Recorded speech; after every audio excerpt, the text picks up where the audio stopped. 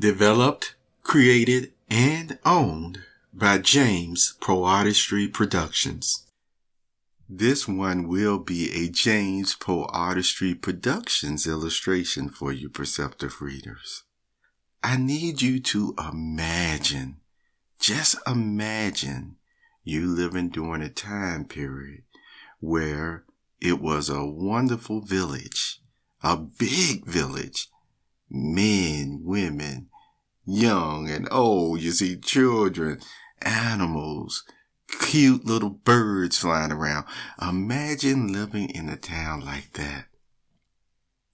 And in the town, though, it still had nice rivers around it, ponds around it, and there were different bridges and even, yes, some tolls on some of the bridges, you see, where persons had to pay in order to cross it. And so it was just wonderful. You see, hey, people were in abundance. You were in abundance. When you went across that bridge to go to other different places or marketplaces or vacation spots, you didn't mind paying that toll at all. And you just really went about your business. But you know what was so special about the village that you live in? Oh, you had persons like now, Moses, rose back up on the earth, from the grand true one himself, crossing that toll road to come to your village, and how so many people were always happy to see him. And it was almost like a list of people who could actually, you coming to my house for dinner, you see, and things of that nature. People were just happy to have him come and stay with them, and he will walk around a town. And it's so interesting as well, because even when it came to the toll, you see, before he could reach in his pockets to even pay to, cross that bridge, somebody from the village, even you at times, would run and you would pay the person who actually, at that time, was a caretaker or owner or master, depending on what role was put in what, of that bridge. So Moses was able to walk across free of charge. Elijah was able to walk across because somebody kept paying. Elisha, Daniel, Job. Can we name more? Jephthah. Hey, some of the persons like Jacob and others. Abraham, they were all, when people saw them coming towards their village. See, so you were in the very, very special village, you see, that actually have all these different prophets, people speaking God's thoughts coming through your town and happy to see you every time they came across. Well, one day, one of the men named Daniel, you see, sound like a familiar name, doesn't it? He was walking across already. The person, you were waving him across, come on across. But as Daniel was walking across this big, because it was a bridge area, and it still had even nice little housing units, you see, where persons who were working there or in charge of, you see, accepting the toll or what have you, they didn't even have to go home for that day or what have you. It just had all the comforts of home in those different little shelters or cottages, even along the side of the bridge. It was very well built, nicely built. Well, one day Daniel happened to just turn and look towards his right as he was coming to your village. Now, before you got to him, Daniel went and talked to the person who was, you see, taking the toll, and the conversation looked very serious. You knew something was going on.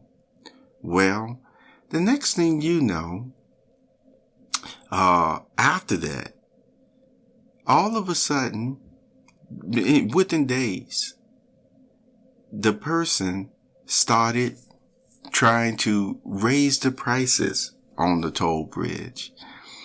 The person then started saying, this bridge is closed now. And you didn't even see anything that was going on, you see, for the bridge to have to be closed. You didn't see any, maintenance signs or looking like it need maintenance because it was well kept, you see. So it started getting around town that, persons were not able to move to and fro as easy as they were before. And yes, some of them starting to realize, Daniel did this. Well, Moses came through next, and Moses even said, because people brought it up to him that he had dinner with them, Moses, in his wisdom, said, everything isn't the way that it looks. You should ask Daniel the next time he come to town. You see, come through and see what was going on. If that owner will let him in, you see. Well, people took Moses' advice. So the next time Daniel came through, which was a few weeks later, you ran up to Daniel. You said, Daniel, why did you have the owner shut down the tolls and the bridges, and so we can't move easily now to and fro? Why did you have him shut him down? And Daniel told you, or tells you, I didn't have him shut it down. What I was talking to him about was a totally different subject. And so Daniel said, I'm not going to tell you what that subject is, but I had nothing to do with now the difficulties that owner has placed upon you people undeservedly. And so what you go into is your investigative mode.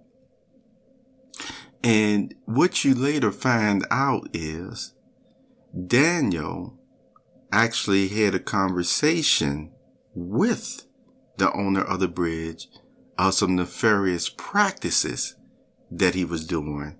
And he told him in God's name, he need to stop those nefarious practices in connection with this bridge, with this toll. So the whole point is his nefarious activities was not needed for the bridge to function correctly, to still give people, everyone, like even the good book says, God makes it rain upon the righteous and the unrighteous. He makes it rain, yes, upon people who know him and don't know him. And yes, he makes it rain upon people who like and love him and who don't love him. Perceptive readers, what do you gather from this meditation on this James PoeArtistry illustration thought today? Have a very wonderful, wonderful afternoon, evening, and morning. You have just listened to the Perceptive Readers podcast. Remember, until next time, if you read something that encourages you to improve or enhance your life for the better, it becomes your reality.